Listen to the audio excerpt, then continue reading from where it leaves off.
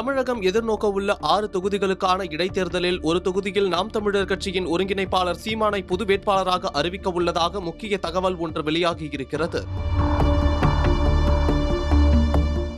சட்டப்பேரவை தேர்தலில் தனித்து களம் கண்ட நாம் தமிழர் கட்சி அனைத்து இடங்களிலும் தோல்வியை சந்தித்ததுடன் அதன் வாக்கு வங்கியும் 8% இருந்து 4% குறைந்தது. காரைக்குடியில் போட்டியிட்ட அக்கட்சியின் தலைமை ஒருங்கிணைப்பாளர் சீமானும் டெபாசிட் இழந்து 4ஆம் இடத்துக்கு தள்ளப்பட்டார். முதல்வர் விஜய் ராஜினாமா செய்த திருச்சி கிழக்கு மற்றும் அதிமுக உறுப்பினர்கள் ராஜினாமா செய்த மதுராந்தகம், தாராபுரம், அம்பாசமுத்திரம், பெருந்துறை மற்றும் விராலிமலை ஆகிய தொகுதிகளுக்கு இன்னும் சில மாதங்களில் இடைத்தேர்தல் நடைபெறவிருக்கிறது. இதற்கான பணிகளை தேர்தல் ஆணையம் தொடங்கியிருப்பதாக கூறப்படுகிறது.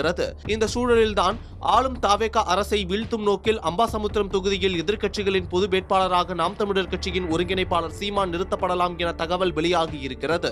சமீபத்தில் நடைபெற்ற திருமண வரவேற்பு நிகழ்ச்சி ஒன்றில் ஸ்டாலினும் சீமானும் அருகருகே அமர்ந்திருந்ததுடன் இருவரும் உரையாடிக் கொண்டும் இருந்தனர். இந்த சூழலில்தான் அம்பாசமுத்திரம் தொகுதியில் சீமான் பொது வேட்பாளராக நிறுத்தப்படலாம் என்ற கருத்து தற்போது வெளியாகியிருக்கிறது.